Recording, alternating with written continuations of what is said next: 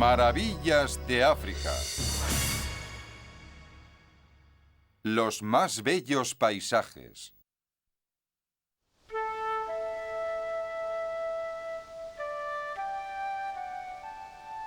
En el sur del continente africano, 200 kilómetros al norte de El Cabo, se eleva una pequeña cadena montañosa cuyas cumbres más altas alcanzan los 2000 metros.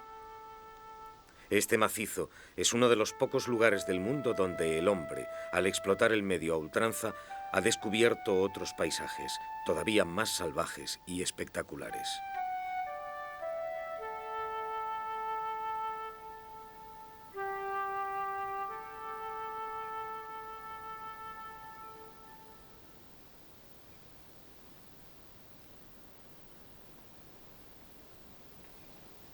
Los primeros blancos llegaron a esta región a mediados del siglo XVII.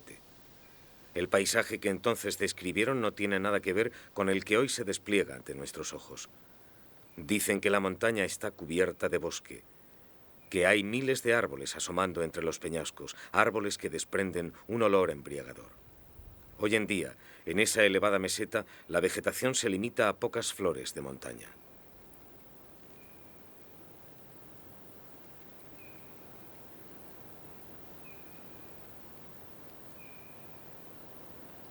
Los árboles que en otros tiempos escondían los peñascos eran grandes cedros que han dejado su nombre a estos macizos montañosos, llamados Cederberg.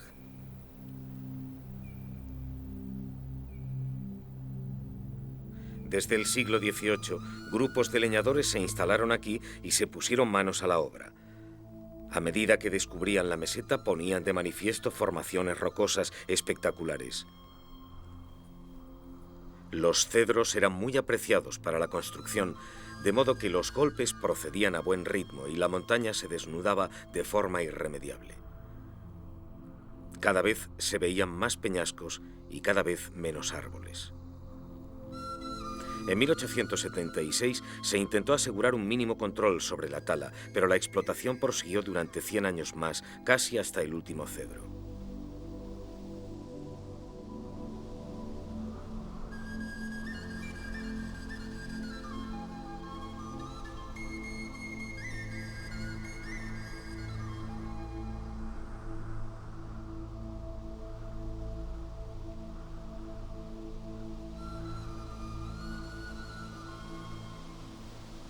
Actualmente, los Cederberg están completamente desnudos. Se han empezado a replantar algunos de los árboles que los cubrían otrora, pero se pone especial empeño en proteger los tesoros descubiertos por la tala, un conjunto suntuoso de formaciones rocosas trabajadas por la erosión.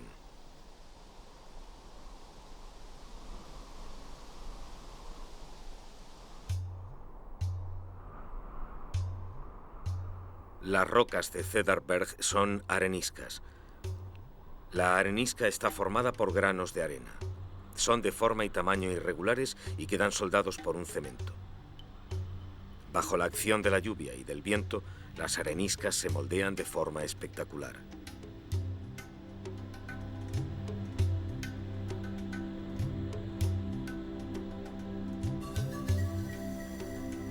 La roca arenisca está fragmentada naturalmente. La erosión ataca principalmente a las fracturas llamadas diaclasas, ensanchándolas hasta provocar desprendimientos enteros de panes de roca y formar crestas y torres.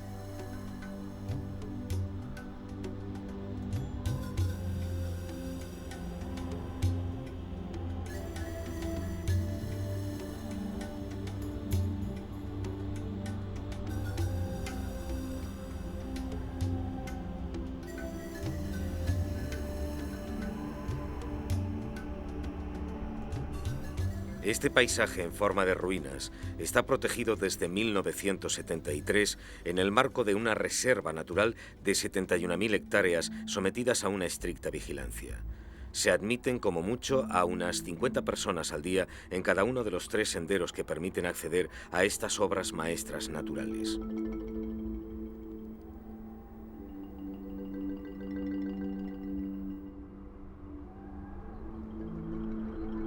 Durante el verano austral, de diciembre a marzo, el lugar queda desierto porque la temperatura es tórrida en invierno.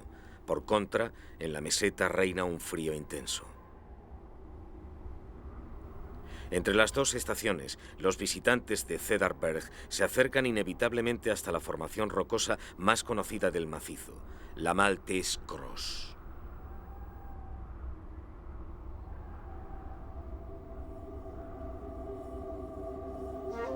Este pináculo en forma de cruz alcanza unos 40 metros de altitud. Es una de las rocas más famosas del sur de África.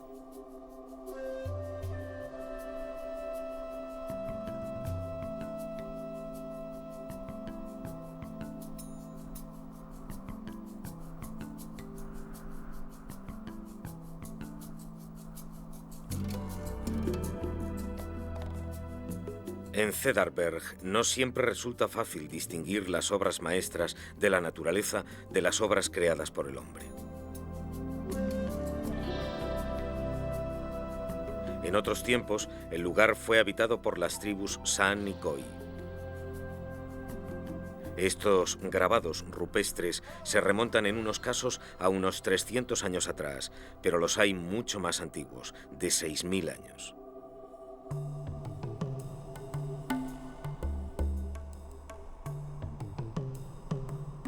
En la actualidad, la montaña solo alberga una fauna escasa y discreta. Hay reptiles, marmotas y rapaces, pero sobre todo una docena de leopardos que viven todavía en los peñascos del macizo. Casi no hay oportunidad de ver, en medio de los peñascos, a estos últimos especímenes. Se han vuelto extremadamente feroces ante la amenaza de los colonos de la montaña. Con todo, desde 1988 son objeto de un programa de protección.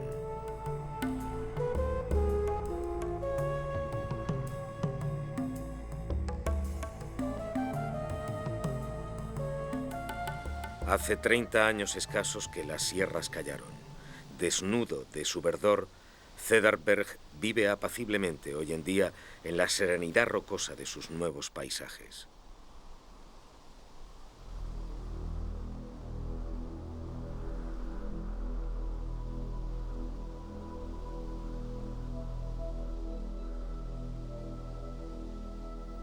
El macizo de Cedar-Berg pertenece al mismo conjunto de rocas areniscas que constituyen más al sur la montaña de la Mesa y buena parte de la península del Cabo.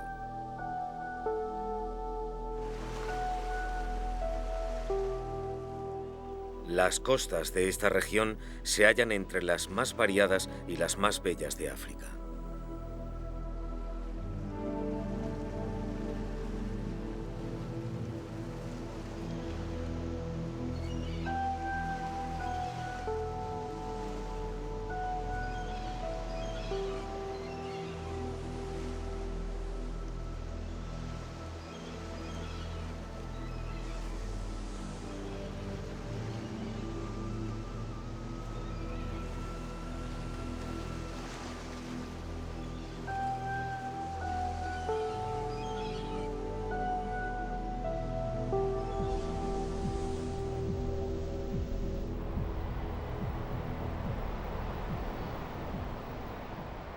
En esta fachada occidental de la península del Cabo, los acantilados están suspendidos frente al mar y ofrecen una serie de miradores naturales desde los que la mirada puede abrazar la inmensidad del océano. Aquí el Atlántico tiene un sabor mítico. Sus aguas bañan el fin del mundo.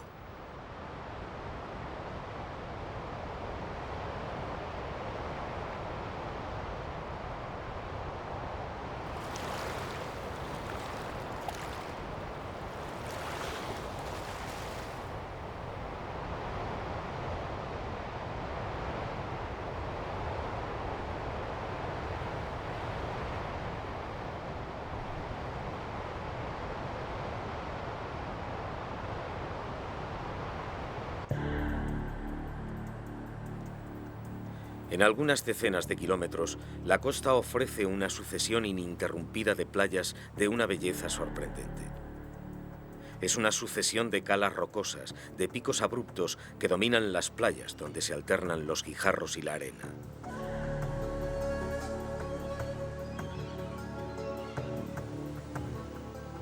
Unos kilómetros más allá, las aguas del Atlántico y del Océano Índico se mezclan.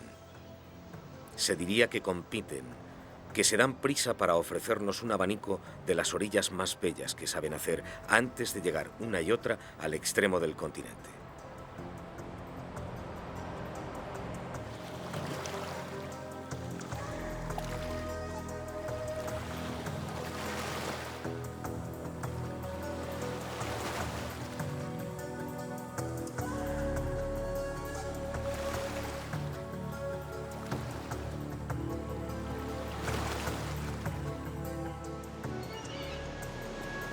Si estas playas son soberbias, invitan poco al baño.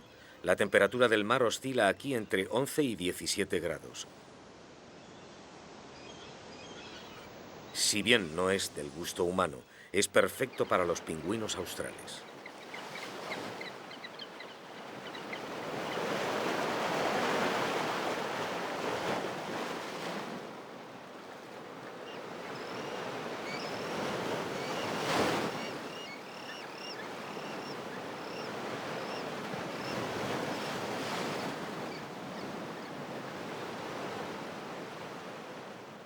Estos pingüinos, que miden unos 60 centímetros, pesan entre 4 y 5 kilos.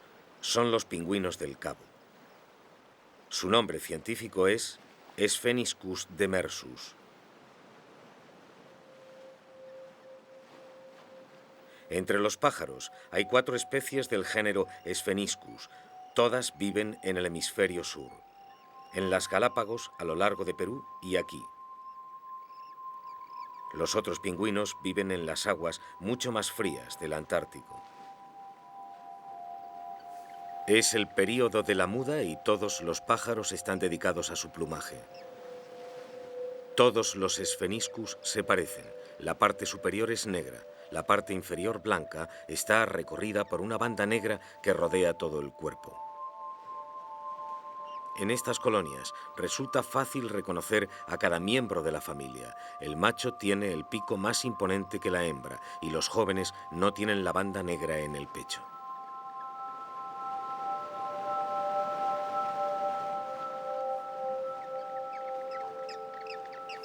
Los pingüinos son pájaros, pero de características muy particulares.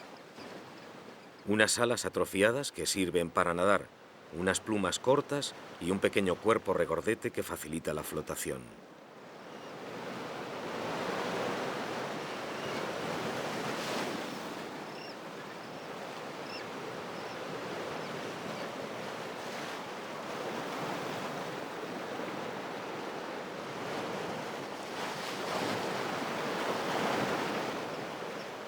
Los pingüinos están perfectamente a gusto en el agua, les encanta jugar e incluso pueden dormir en ella, pero nunca se alejan a más de 50 kilómetros de la costa.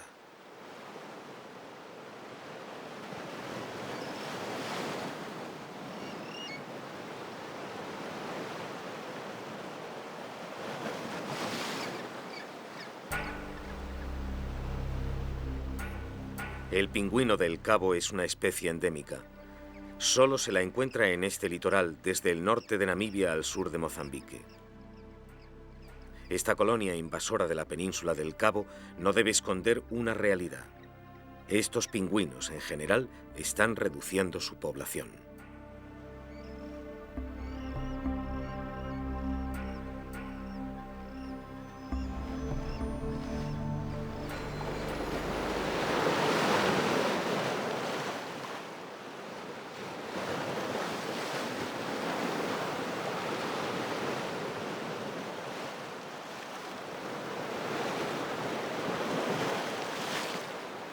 Si no fuera por la estrecha lengua de tierra que lo une por el nordeste con el Oriente Medio, el continente africano, con sus 30 millones de kilómetros cuadrados, sería la isla más grande del mundo.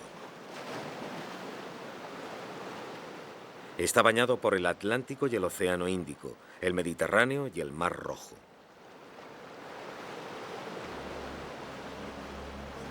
Ofrece miles de kilómetros de playas que bordean tanto llanuras como montañas o incluso selvas, y a menudo desiertos.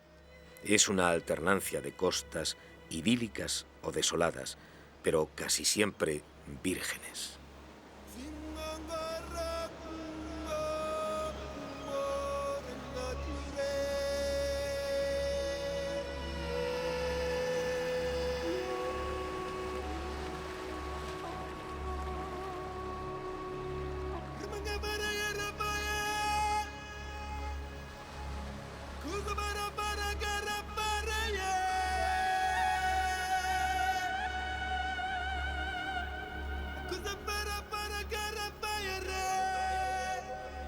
Hay ciertas orillas que presentan al hombre grandes dificultades en su conquista porque son inciertas. Nunca se termina de saber del todo dónde acaban y dónde empiezan.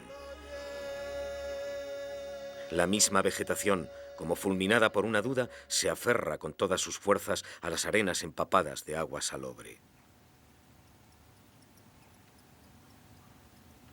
Es un manglar como los muchos que existen en África, en el que el suelo es tan llano que los ríos tardan en desembocar al mar. Entonces mezclan interminablemente su agua dulce con las del océano que entra y penetra más o menos lejos tierra adentro.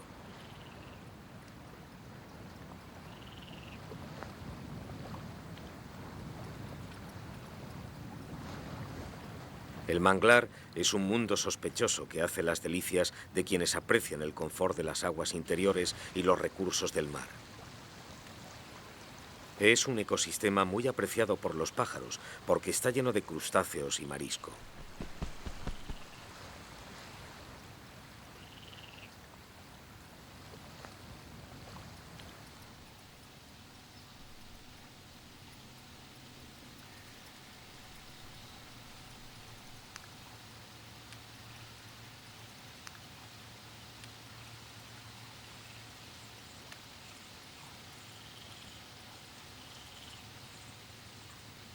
El manglar es un decorado.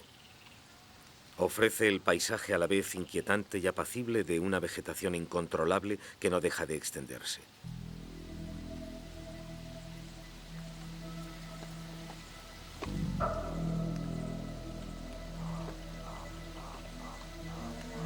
Son múltiples brazos de agua, canales más o menos anchos, embrollados hasta el absurdo.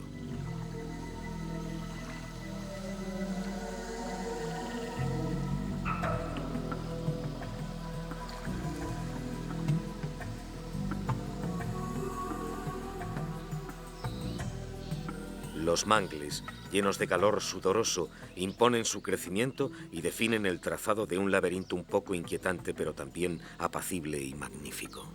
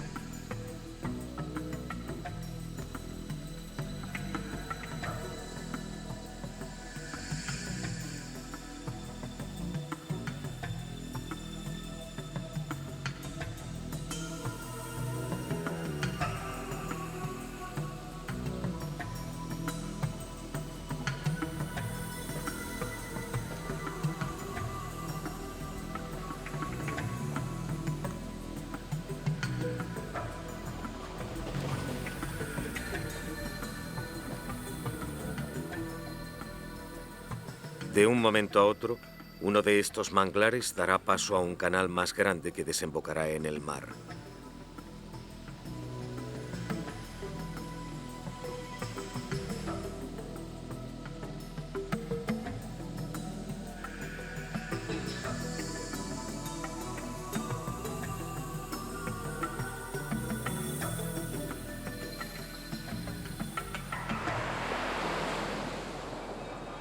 El litoral africano presenta un aspecto particular. En relación con su superficie, la longitud de las costas es modesta, de 28.000 kilómetros, es decir, 10.000 menos que el litoral europeo. Ello se explica por una simple razón. La costa es poco articulada. El Océano Índico, como su gran hermano Atlántico, presenta a menudo playas casi rectas.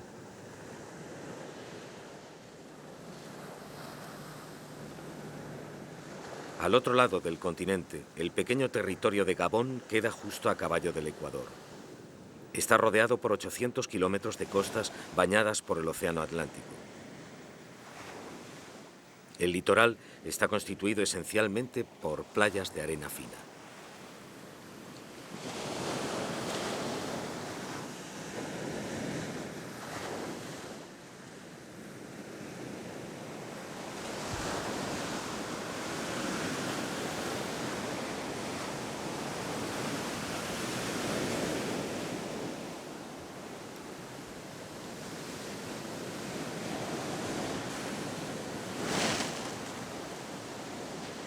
Aquí, las olas del océano llevan troncos que son los residuos de la explotación de la Gran Selva.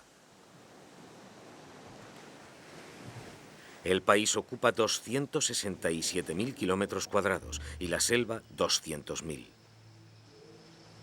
Los aviadores dicen que, visto desde el cielo, el país se parece a un campo de perejil. En tierra, uno se da cuenta simplemente de que cada brizna alcanza los 40 o 70 metros de altura.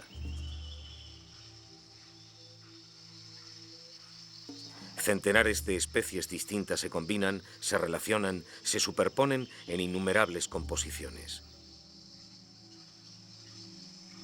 Aquí se distinguen dos tipos de selva, la selva primaria y la selva secundaria. La selva ecuatorial primaria cubre todo el oeste del país. De su masa emergen algunos colosos cuyo tronco puede medir varios metros de ancho. Las lianas se enroscan alrededor de estas columnas y parten a la conquista de la luz.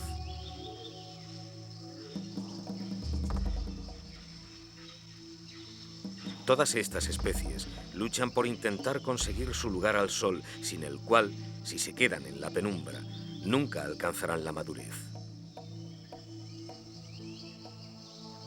En el suelo, las hojas marchitas, los restos vegetales en descomposición forman el humus sobre el que se desarrollan enseguida nuevas formas de vida.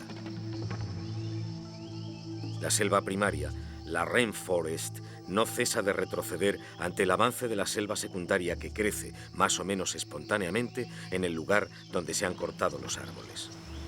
La selva secundaria se distingue de la selva primaria por su maleza densa, increíblemente enredada, casi infranqueable.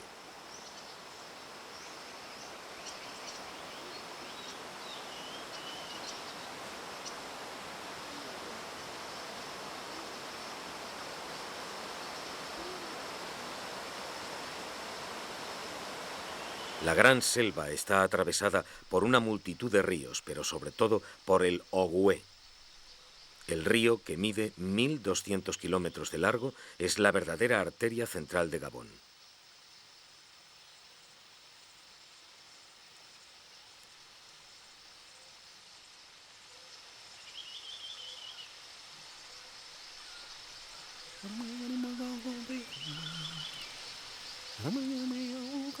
Ya cerca del mar, el Ogooué parece no saber qué hacer con sus aguas.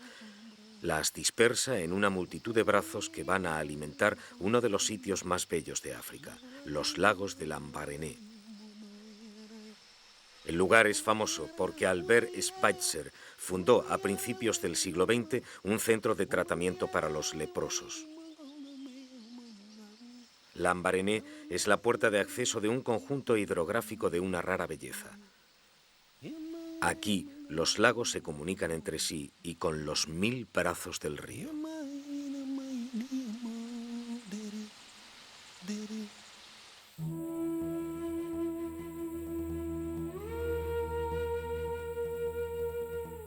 En África, la vegetación participa, como en ningún otro lugar, de la belleza de los lugares.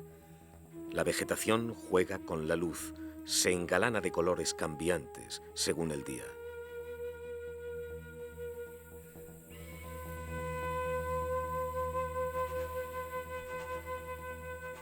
La silueta de una planta, de un árbol, puede resumir por sí sola una región, generar una emoción.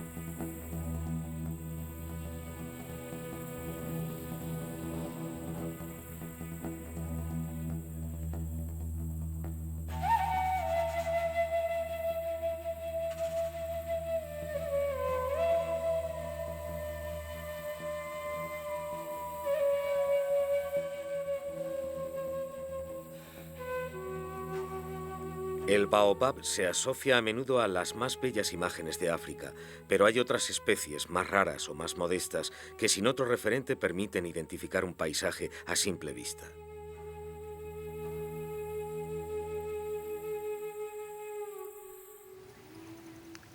La silueta del árbol carcaj revela inevitablemente una región árida del África austral.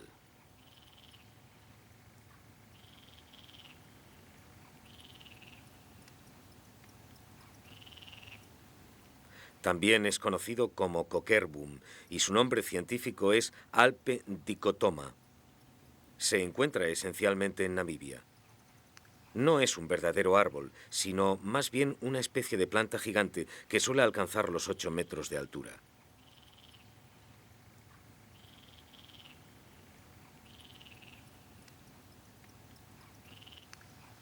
Al sudeste de Namibia, al norte de Keetmanshoop, este paisaje sorprendente debe todo su carácter a la presencia de unos cuantos centenares de coquerbums.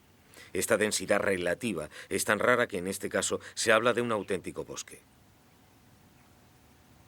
El coquerbum crece básicamente en medios rocosos, porque se aprovecha así del calor almacenado por las piedras. Sin duda es más por comodidad que por necesidad, puesto que esta planta es muy rústica y puede prosperar incluso en el hielo.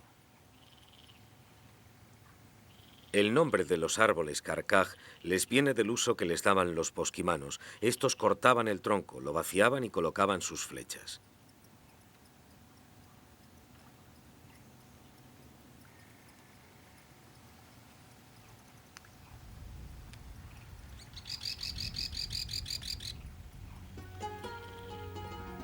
En el norte de África, la palmera datilera marca el ritmo del paisaje. De sus frutos se dice que son dedos de miel y de luz. La abeja toma el azúcar, el hombre la pulpa y el camello se come el hueso, que es una auténtica pequeña reserva de celulosa. Este árbol puede transformar por sí solo un paisaje monótono y austero en una especie de Edén inesperado. No se sabe muy bien si es por contraste cómo se produce el encanto o si esa belleza repentina se debe a la elegancia de su silueta. En cualquier caso, sus copas esbeltas despliegan una verdadera magia. Crean en el suelo una sombra difusa que conserva un poco de humedad y atenúa la aridez del clima.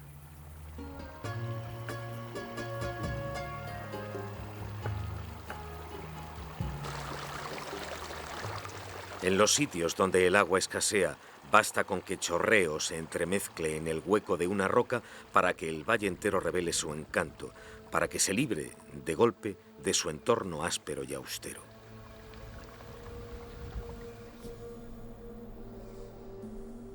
Por naturaleza, el desierto tiende a economizar sus efectos. Con una curva, un horizonte, un árbol muerto, crea paisajes en los que se expresa la belleza pura. En sus grandes desiertos, África suscita la infinita variedad de emociones que nacen del choque con una naturaleza extrema. Estas piedras blancas están esparcidas por la arena al sur del Sáhara. No son otra cosa que mármoles, para ser más precisos, cipolinos, rocas calcáreas compuestas de cristales de calcita. Aquí, en esta región de Zagado, adquieren reflejos azulados que contrastan con la arena rojiza. La naturaleza las ha desplegado, erosionado al azar, pero con tanta armonía que se diría que es una exposición de esculturas minerales. En estos paisajes desérticos, la erosión es la encargada principal de la decoración, con lo que tiene a mano, sea roca o arena. En ocasiones, la arena puede ser compactada por los elementos hasta el extremo de formar una especie de materia sólida, que entonces sufre a su vez nuevos procesos de erosión. Estos curiosos cerros de arena dura se formaron en la región de los oasis, en Túnez, en Depaka, entre el Golfo de Gabes y la frontera con Argelia.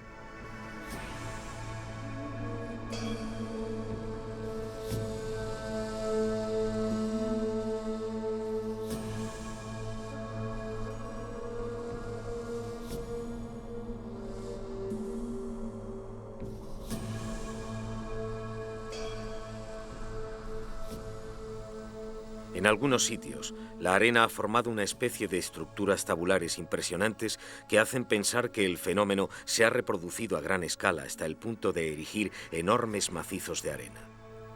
De hecho, estas mesetas aisladas no pasan de unos metros de altura. Cuesta tener puntos de referencia, porque están situados a orillas de la inmensidad de Chott el Djerid.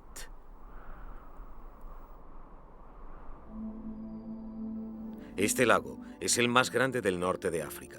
Se extiende por 200 kilómetros. Es una extensión gigantesca de sal que, en la estación húmeda, se transforma en una especie de mar infinito de agua salobre. Es la tierra de los espejismos, el espectáculo de una ilusión que nace del suelo sobrecalentado.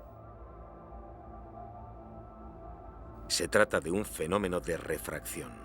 Son imágenes lejanas, literalmente escondidas en las superposiciones de capas de aire que aparecen algunos kilómetros más lejos e invertidas. A lo largo de su dilatada historia geológica, el continente africano ha chocado varias veces con la placa de Europa. Estos choques han generado unos pliegues en suelo marroquí. Ello se ha traducido en la aparición, en un eje norte-este, de una serie de 6 cadenas montañosas paralelas unas a otras. Estas montañas constituyen el macizo del Alto Atlas Central.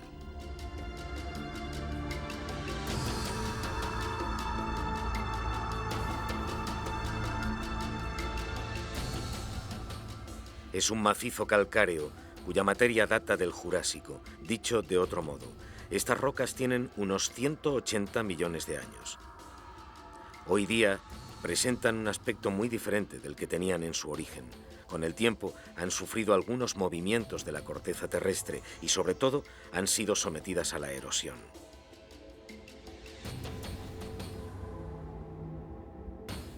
El Alto Atlas se eleva hasta 4.000 metros. Hay nieve en invierno y en verano sufre los rayos del sol marroquí.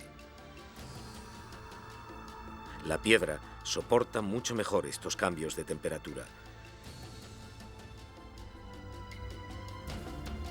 El macizo debe sus paisajes más espectaculares al trabajo de erosión de los Oueds. Un gran número de estos cursos de agua abren surcos entre los 30.000 kilómetros cuadrados de la montaña. Su curso es irregular y a menudo están secos. Pero cada vez que sus aguas crecen por las lluvias, son capaces de cortar literalmente la montaña. A pesar de su aspecto seco, el Atlas es un gran colector de lluvia. En efecto, es el principal depósito de agua de Marruecos. En esta parte meridional de la montaña, al límite del macizo, los cursos de agua han excavado las obras más impresionantes. Este es el más famoso de todos. Estos desfiladeros han sido tallados a lo largo de decenas de miles de años por un Oued de comportamiento casi siempre modesto, el Dades.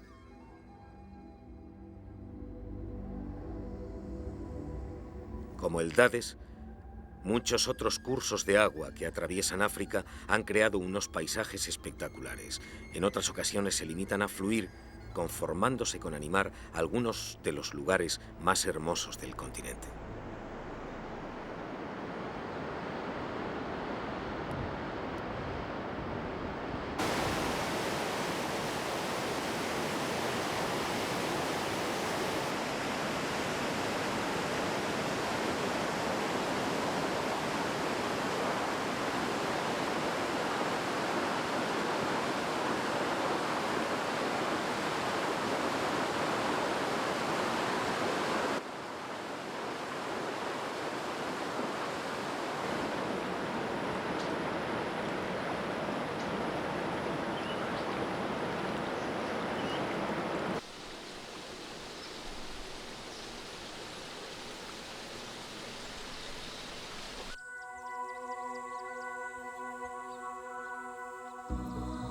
Cuando el alpinista escocés Halford Mackinder descubrió esta región a finales del siglo XIX, se preguntó si estaba realmente en África.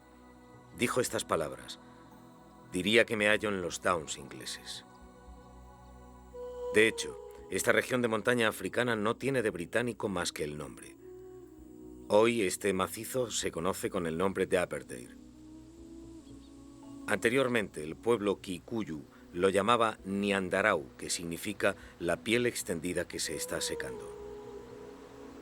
Un nombre enigmático para una región en la que llueve prácticamente todo el año. La mayoría de los cursos de agua de Kenia nacen en estas montañas que se elevan hasta 4.000 metros. Este lugar es uno de los más bellos y más salvajes del país. Entre los 2.000 y los 2.500 metros de altura, los flancos del macizo están cubiertos por una selva ecuatorial impresionante, pero más arriba, hacia los 3.500 metros, la selva deja paso a una vasta extensión de carrascales de vegetación lunar.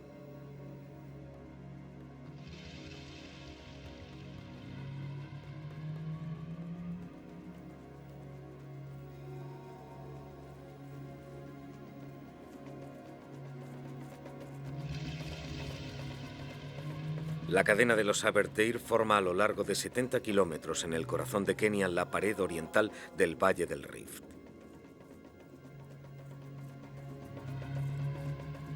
Como prácticamente todos los relieves de aquí, la montaña es de origen volcánico. Es una aglomeración de viejos volcanes extinguidos y usados.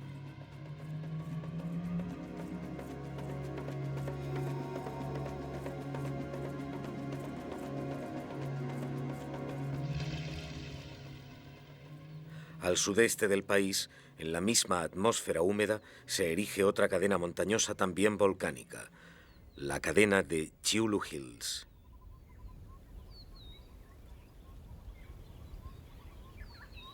El macizo ocupa unos 80 kilómetros. Se despliega hasta donde alcanza la vista en verdes olas. La más alta llega a los 2.100 metros.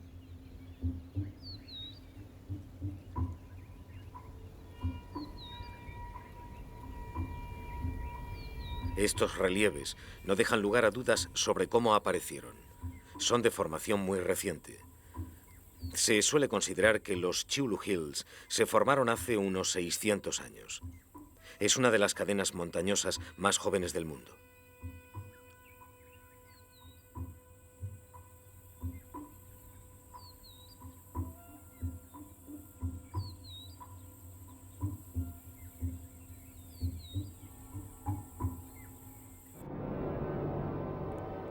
De un cono todavía abierto, un gran río de lava parece haber salido tan fresca del volcán para esparcirse por el valle.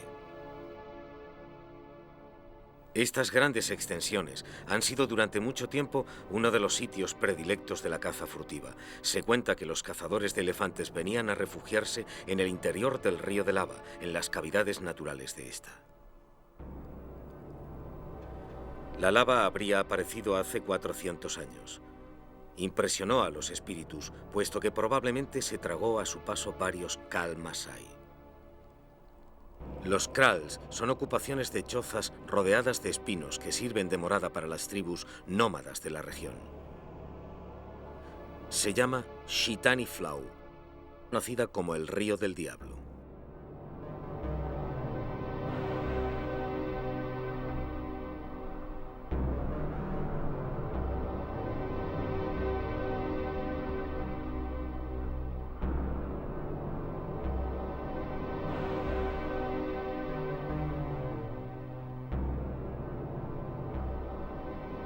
La masa volcánica de Chyulu drena enormes cantidades de agua. Una parte de esas aguas reaparecen en la superficie, en pleno corazón de las zonas áridas de Tsavo, donde crean un verdadero oasis.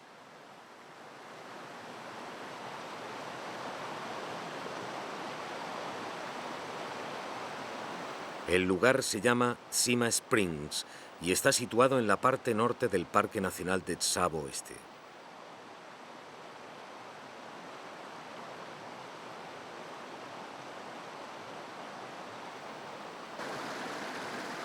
Estas fuentes, rodeadas de papiros, de palmeras y de acacias, vierten a lo largo del año enormes cantidades de un agua fresca y límpida. El caudal de las fuentes puede llegar a los 20 millones de litros por hora. Estas aguas son absolutamente puras. Han sido filtradas perfectamente a su paso por tierras volcánicas. El agua de Tsima alimenta desde hace varias décadas la ciudad de Mombasa, situada a 250 kilómetros. Para llegar a la ciudad a orillas del Océano Índico, el agua circula por un oleoducto. La cuenca, alimentada por las fuentes, es un paraíso para muchos animales, más o menos especialistas del medio húmedo.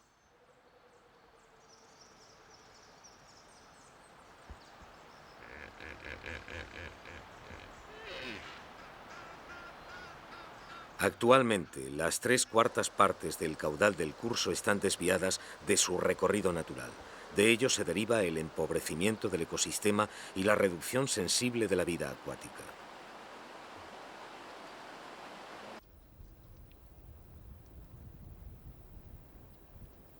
El agua y la ausencia de agua determinan los colores y la animación del paisaje. Tras los meses de sequía, basta con que aparezca un arroyo para que la vida resurja, no se sabe de dónde, para alimentarse con fruición.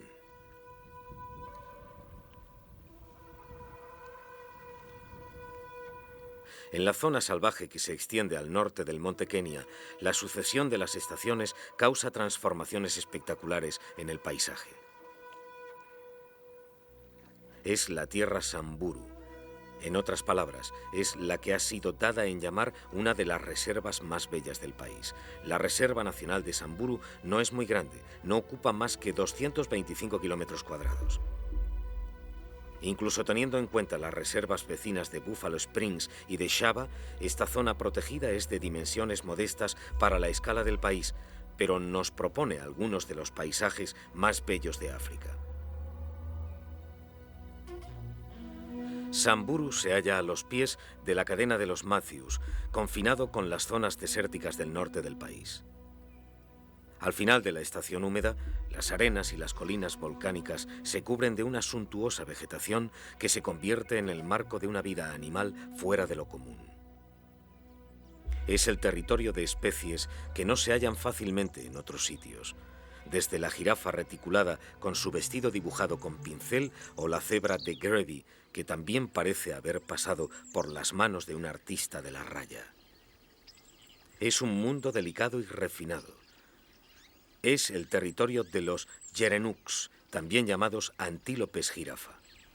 Estos animales parecen haber sido dibujados por algún pintor italiano del Renacimiento, de los que alargaban de forma desmesurada el cuello de sus modelos para conferirles más gracia.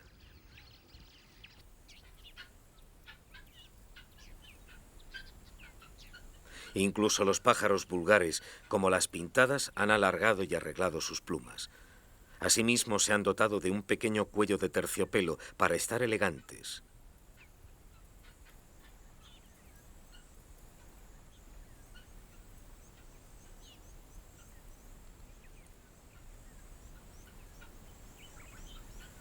El lecho seco de un río, que aquí se llama Luga, recuerda una realidad más austera.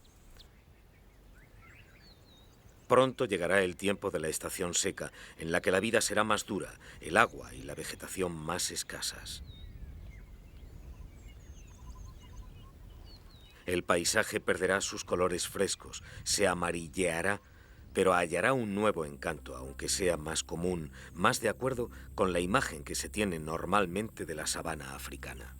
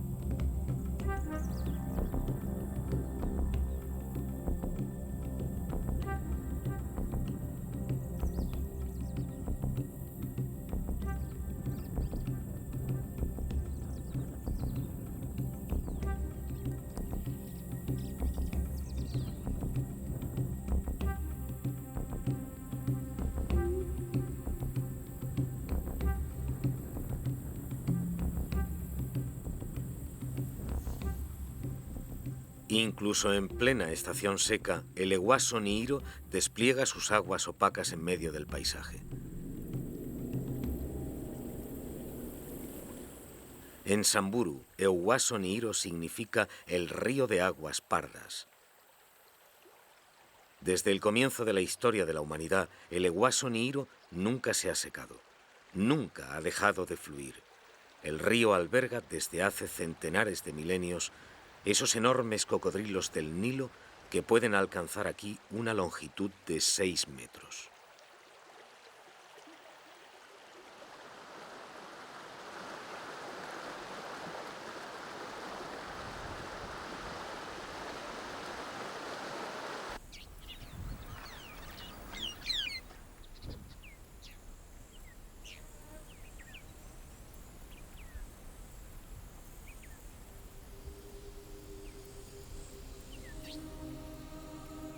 Es África tal como la imaginamos.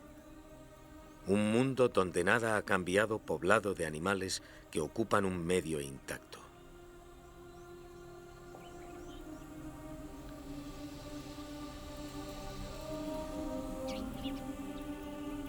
En Tanzania, en la reserva de Serengeti, se despliega ante la vista, como en ninguna otra parte, la imagen mítica de África.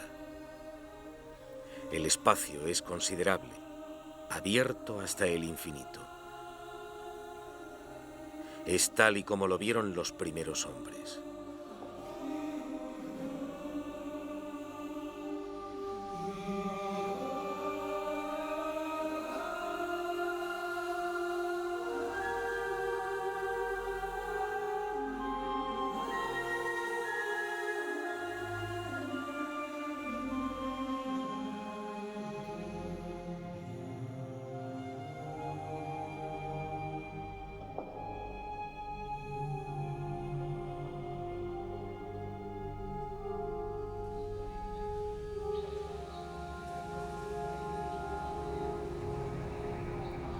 África rebosa de decorados suntuosos y de tierras todavía vírgenes, pero aquí es donde nacen las emociones más fuertes. Se tiene el sentimiento fugaz pero intenso de compartir con nuestros remotos antepasados estos paisajes del alba de la humanidad.